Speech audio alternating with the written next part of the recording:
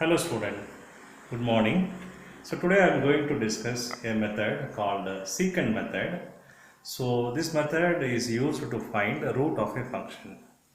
So root of a function or zero of a function we already know. So we have discussed several other methods to find root of a function like bisection method, false position method or regular falsy method or Newton-Raphson method. So in bisection method, the convergence is slow but it will guarantee a root for a given function.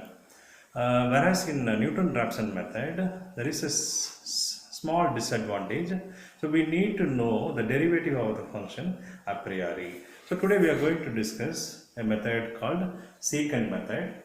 So we know already what a tangent means. So tangent is a line which passes through a point on a curve. Whereas a secant is defined as a secant of a curve is a line that intersects the curve at a minimum of two distinct points. So we have the curve f of ax.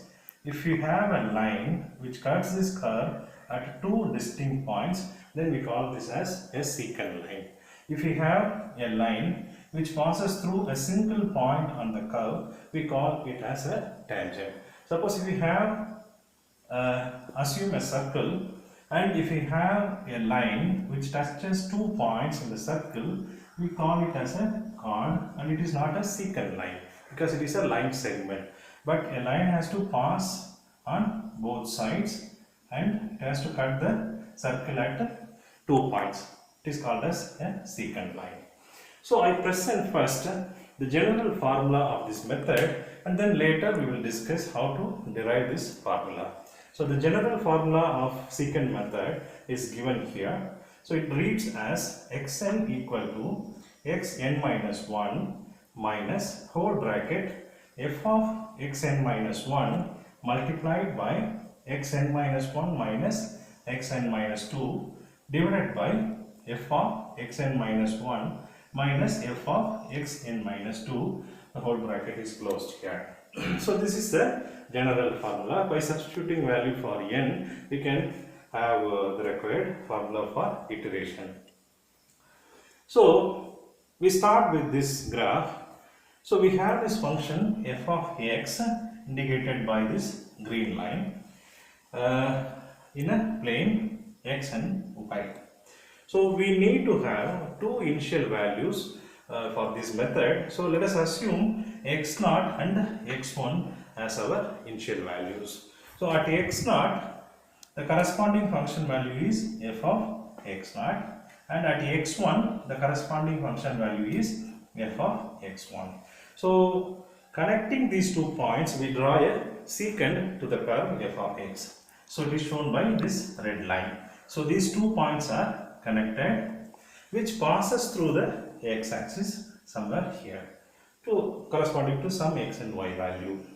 So this point denotes the actual root of the function, and this x and y is a secant line which passes through the x-axis. So if you write the equation for this line for the initial value of x0 and x1, the equation of this line reads as y minus f of x1 divided by x minus x1, which is equal to f of x1 minus f of x0 divided by x1 minus x0. This is nothing but taking the slope at two different sets of x and y value.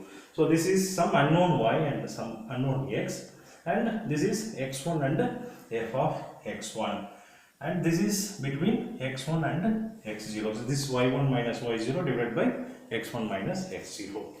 So for x is equal to x2, if we denote this approximate root as x2, for this value of x, the corresponding y value is 0. So if we substitute x is equal to x2 and y is equal to 0 in this equation, we can rewrite this equation as 0 minus f of x1 divided by x2 minus x1, which is equal to f of x1 minus f of x0 divided by x1 minus x0.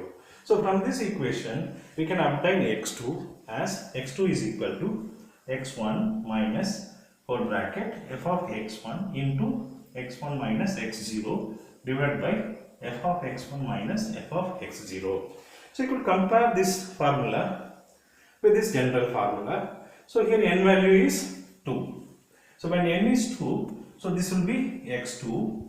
This is 2 minus 1. So this will be x2.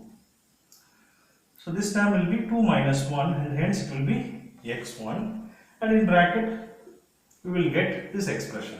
By substituting n is equal to 2, we will get this term f of x1. When n is 2, this is 2 minus 1 x1, 2 minus 2 x0, 2 minus 1 f of x1, 2 minus 2 f of x0. As I said, this is an iterative procedure. So we first obtain an approximate root, and this root will be updated in successive steps. The actual root will be where in two successive approximations we get same result. So the formula for secant method can also be derived from the Newton-Raphson method's formula. So already we know the formula for Newton-Raphson method. The Newton-Raphson method formula is given here. Xi plus 1 is equal to xi minus f of xi divided by f prime of xi. Suppose I is equal to 0, then we have x1 is equal to x0 minus f of x0 divided by f prime of x0, where x0 is the initial guess and f of x0 is the function value at x0, and f prime of x0 is the derivative of function value at x0. So only disadvantage of this method is we need to know the derivative of the function, or the function should be easily differentiable. Suppose if we approximate the derivative f prime of x as f of xi minus f of xi minus 1 divided by xi minus xi minus 1, that is y2 minus y1 divided by x2 minus x1. We might have seen in divided differences for derivative of a function. So if we can approximate the derivative through this expression, we can recast equation 1 by substituting equation 2 for f prime of xi.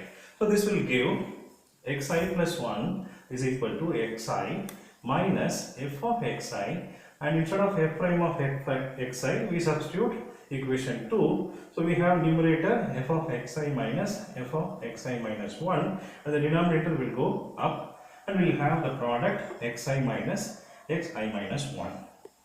And for the value of I is equal to 1, we can rewrite this equation as xi is 1. So I x1 plus 1, that is x2. So we have x2 is equal to x1 minus f of x1 into x1 minus x0 divided by f of x0 minus f of x1 minus f of x0. So this is nothing but the required secant formula. So unlike Newton-Raphson method, this method does not require derivative of a function, but it requires two initial guesses, whereas other methods we start with one initial guess for the root, and in this method we require two initial guesses, x0, x1, something like that, and it does not bracket the root, whereas in bisection method we bracket the root on both sides, and in false position method we bracket the root on one side. This method does not bracket the root, but it is a slowly converging method. Unlike Newton-Raphson method, which is a fast converging method, secant method is a slowly converging method. That means the number of iterations required to reach the required root will be larger compared to Newton-Raphson method.